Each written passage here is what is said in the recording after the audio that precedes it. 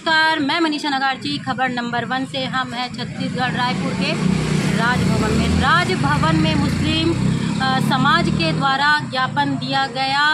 जो बलात्कार कोलकाता में एक ट्रेनी डॉक्टर के साथ इतना बड़ा कुकृत्य और जो घटना हुई है उसके विरोध में मुस्लिम महासभा, मुस्लिम समाज इसका विरोध करते हुए राज्यपाल को ज्ञापन दे रहे हैं। इस तरह की लगातार घटनाएं हमारे देश और प्रदेश में होती जा रही है। इसका कारण क्या है और इसका विरोध और इसका निराकरण किस तरह से होगा, कैसे रुकेगा, ये बहुत ही बड़ा सवाल है सरकार के लिए।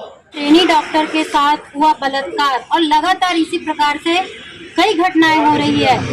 ना राज्य सुरक्षित है, न देश सुरक्षित है। क्या कहना चाहते हैं आप इस पर? जी बिल्कुल, हमारा भी यही कहना है और इसीलिए मुस्लिम महासभा जो है आज राज्यपाल महोदय के यहाँ ज्ञापन देने आई है।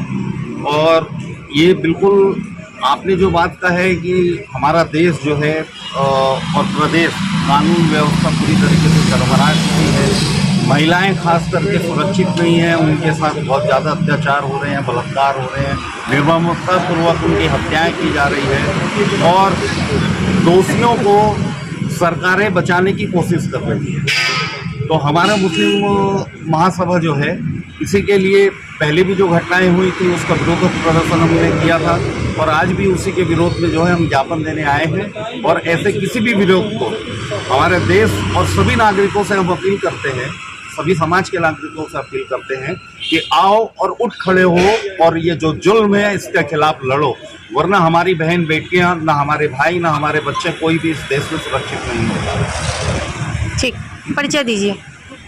मैं अल्तमत सिद्दीकी, मुस्लिम महासभा छत्तीसगढ़। रोल।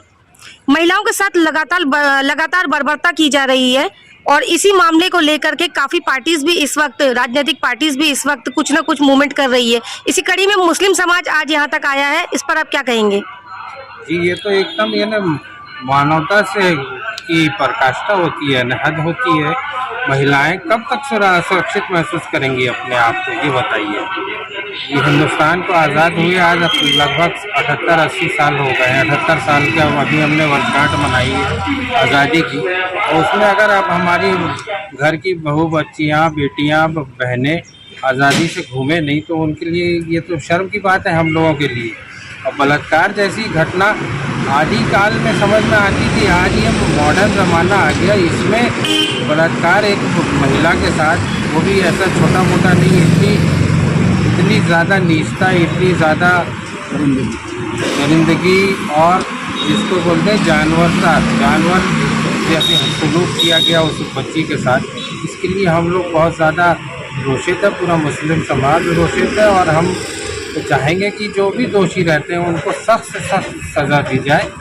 और जो जैसे इस्लामिक वो है ना, इस्लामिक रूल, बस वो हमारे उसमें नहीं आता, कानून के उसमें नहीं आता, भारतीय दंड संहिता के तहत नहीं आता। लेकिन ऐसे दोषियों को चौक चौराहों में खड़ा करके मारना चाहिए ताकि दूसरे लोगों को इसका सबक मिले और ऐसी हरकतें दोबारा ना हो।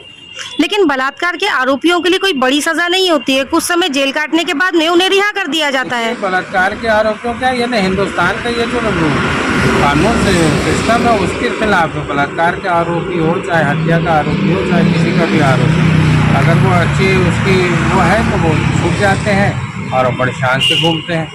इसके लिए तो कानून का गृह मंत्रालय को और कानून मंत्रालय को सबसे सख्त कदम उठाना चाहिए। ठीक, परिचय दीजिए। मैं नुमान अकरम हामिद हूँ, मुस्लिम समाज की कुल अध्यक्ष।